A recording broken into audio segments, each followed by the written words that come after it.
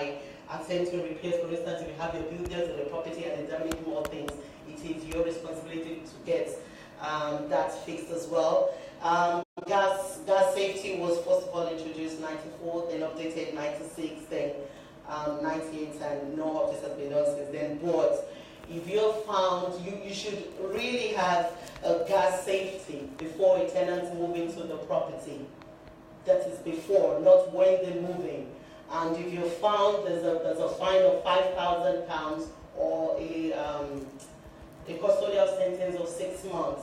So you can't go by saying, well, I gave my property to my estate agent, Stephanie knows about it, I don't think I should worry. No, it is your responsibility to find out what has been done, and you need to keep a record of it for 2 years. Just as your agent needs to keep it for 2 years, you need to have that copy as well, which is the annual gas safety. We just spoke about the electric safety and fire safety. Under the fire safety, we can cover points like the carbon monoxide detector.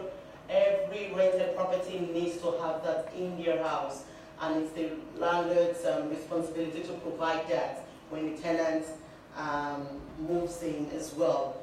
Then giving, like you said, you have to give, just like keeping one for yourself, you also need to give the tenant records of all the checks you've done when they move in within 28 days of they moving in, or you might be liable for fines and other things. Okay, and also we've just spoken about the responsibilities of the landlord. We're going to talk about their rights as well. They have a right to rent increase. But before that can happen, like we spoke about the agreement, everything that needs to be done during the tenancy needs to have been included in the tenancy agreements, like rent review. You can't just decide and tell your tenant, oh, I want to increase the rent without having it in the tenancy agreement. It doesn't work that way. So you need to have included that in order to have an increase. So it is the landlord. If the landlord tells you he or she wants to increase the rent, it is within their right, provided that they've complied with the law. The landlord can, however, increase rents outside the terms of the agreement if they seek tenant's permission, like we just said now, fair and realistic, in line with average local rent. But a tenant can challenge that, which we'll talk about in details later. Document agreed rent and get both parties to sign it if they both agree for the change.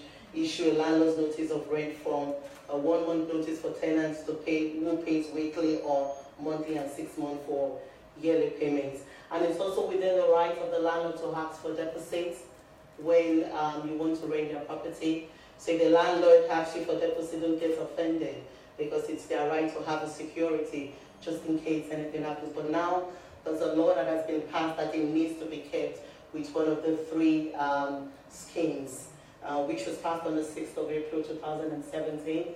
So if you're here and you haven't got your tenants deposit protected, you need to take action and do that ASAP. And also, it is, I'm really going to talk about this one, right to take legal action to evict tenants if tenant doesn't meet their responsibilities. Yes, because I've had tenants saying, oh, the landlord cannot evict me. The landlord can evict you because it's their property, provided they comply with law. They can do that. So I need to change that now, because I have tenants calling me and saying, he doesn't have any right to evict me, I'm just going to stay there. It's not your house. You can't stay there forever. They can decide for you to live as long as they comply with the law, which we'll talk more in detail with the section 21 and section 8 on the grounds of possession. I believe we, then also one more, the license part again. One more thing to talk about is the license that was introduced. Before, it used to be only for HMO properties to have licenses, but now there are 3 types of licenses. We have the selective, the additional HMO, and the mandatory HMO licenses. And I'm going to speak for London Borough of Barking and Dagenham, because that's my area. That's my area. So, okay. So for the selective license, it was introduced by the council, I believe, September 2018. 16, and this was introduced in order to monitor rogue landlords. This is one of the reasons they had that. So if you have a property and you don't have a license, you need to get that done ASAP, because there's a fine of up to £20,000. It's not fair to take you £30,000 now if you're caught. So you need to take actions if you don't have the selective license, and this is for a property where you have a single household, which is a family. That is a selective licensing. Then we'll talk about the additional HMO licensing, which is for properties where you have 3 individuals that are not related in a 2-story building. That is when you need an additional HMO license. So it'd be a good thing for you to look at your contracts, what you have there. I remember a landlord I met recently, and he said, my agent deals with everything, but funny enough, he got into trouble recently with the council because he had a selective license, but should really have a mandatory HMO license, which is what should have. But because he just left everything with the estate agents, he doesn't really know what's going on, and that's how he got himself into the problem he found himself. Then also mandatory HMO license. These are for properties where you have 5 or more individuals that are non-related. You need to apply for HMO license if you've got such tenants in your property. At least the tenants live in for more than one household. They share toilet, bath, and the kitchen facilities with other tenants. And I believe that ends our the first section. I'm just going to recap on what we've spoken about today. We've gone over tenancy agreement, the types of tenancy agreements, how you can make changes in your tenancy agreement, what needs to be included. Then we went on to talk about right to rent immigration check. Then we spoke about the landlord and tenant's rights and responsibilities. And after the break, we'll talk about the other stuff lined up for this evening. Thank you very much. There's coffee. We're just going to break for about 10-15 minutes for coffee. So yes, there's coffee, biscuits, cakes outside, juices and light refreshment. But before we go, do you remember my activity, guys? Yes. So who wants to tell me what they did wrong? Well, you shouldn't, because you work for the landlord. Okay. They have the wrong tenancy agreement. No. They gave him a short fixed term. What's signed? It was signed. It was signed by the agent. What's gone wrong by the agent? Exactly. Yeah, by the So the estate agent can sign. They can sign on behalf of the landlord, but they need to have the landlord's name on it. Yeah. So, for instance, if John Samuels says landlord's name, and we put John Samuels there and sign for it, that will be thrown out. So that is the answer. Well done. So, tea, coffee, cakes outside. We'll see you back in 10-15 minutes. Thank you very much. Thank you.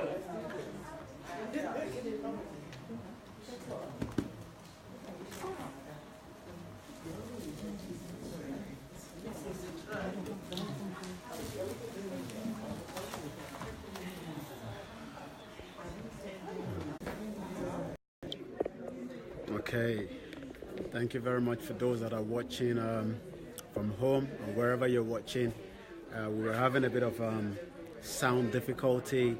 I'm not sure if you can still hear me because I was sending some message if the sound was good, but it seems no one was responding. The first few minutes I was getting feedback that there was no sound coming out, so I'm not sure if the sound is back now or not. If you can hear the sound, can you just type and let me know? If not, we might have to just end it and start all over again. Again, as usual, we're live in Barking, where Stephanie Okafo, residential and property consultant, is having a free workshop where we're having a bit of discussion on what you need to know as a landlord and also as a tenant. But again, if no one is responding. I will be able to find out from the other device if I could get a sound coming out. Okay, all right. It seems the sound is now better than the previous 10-15 minutes. We do apologize for the sound, even though we were using the DJ Osmo. I'm sure you will notice that the quality is quite different from what I'm using now. I will be able to work on that later. We're still here. Why landlord and tenant fall out of love? Are you one of those tenants where you fall out with your landlord, whether in United Kingdom or whether in Nigeria or in America or Canada, wherever you're residing? We've got to remember that living somewhere is very important, and also everyone has a right. But Stephanie Okafo is actually giving us, more information that we need to know. Well, we'll go outside now and pick up one or two people to speak to us and tell us. While we're doing that, I'll just show you. That is the new book out there. Why Landlord and Tenant Fall Out of Love. This was written by Stephanie Okafo. It's available now to be picked up from any of the online on Amazon and also all the other bookstores where you'll be able to pick that from. Again, we're still live at Barking, where again we're having a free workshop. This has been organized by Stephanie Okafo herself, a residential and a property consultant. Let's go out again and speak to one or two people and hear their opinion of the reason why they've decided to attend this workshop, and we'll be able to at least get a feedback from them to know what they've been able to pick up, why they're at the moment now it's just a bit of a networking. I've been able to see the normal faces, Chichi's there. I could see Chichi for teens. Also, we've got Stephanie Okafo mom. Maybe I might want to start with her. I know she's trying to have a coffee there, but I will get someone to speak to us in just about a few minutes. Well,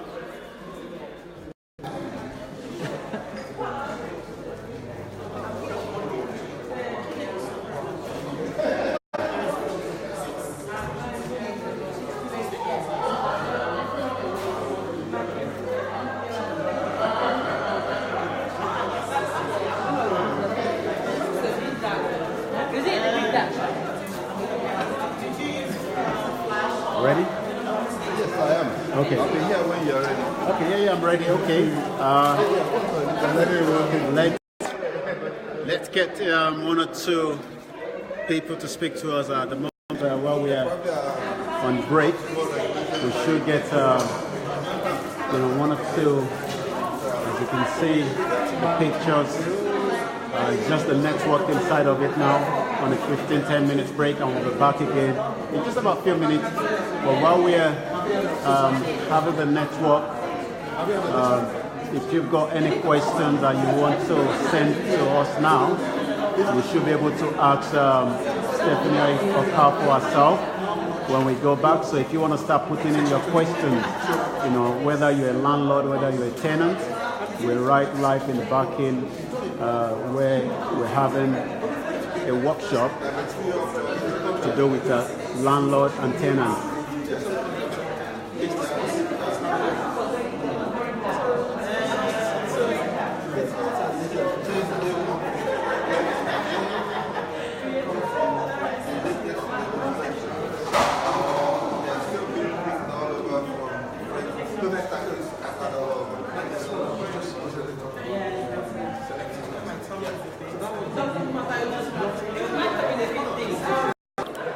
Well, it's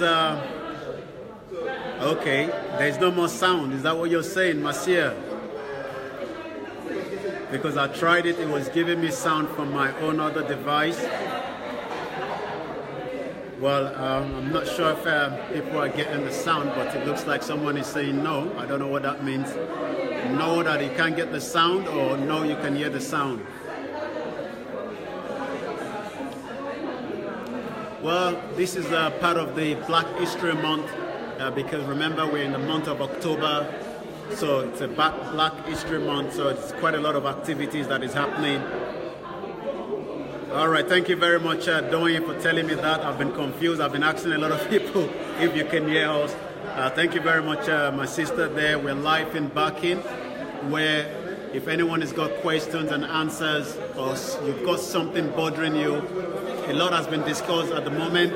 If you live in the United Kingdom, it is the right of the landlord to ask for your documents. If you're going to be moving into their property, it's not because the landlord doesn't like you, or for whatever reason, it's just part of the law. So there's a lot of laws that are changing, but if you're not sure of whatever questions you need to ask, send it into the comment box, and I'll be putting that across during the questions and answers time. So, but if you want to type and send in your comments, whether you're a landlord, or you're thinking of buying a house in a property right here in United Kingdom, or you're living outside the country, and you're also thinking of relocating to United Kingdom, and you're thinking, how do I secure my first property? Who should I be speaking to?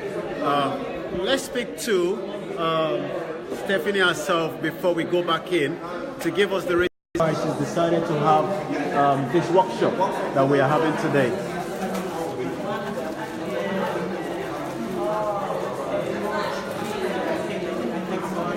All right.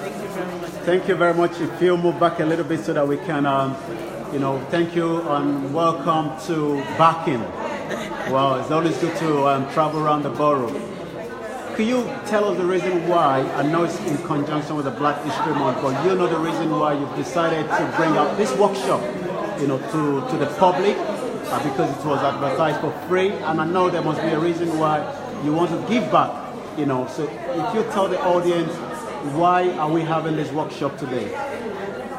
Number one, the reason why we're having this workshop is to celebrate Black History Month, and as we all know, how do we celebrate Black History Month? We celebrate our achievements, our knowledge, which is one of the reasons why I decided to. And if you want to look at it, out of everyone, there's always a landlord or a tenant. We fall into any of the category.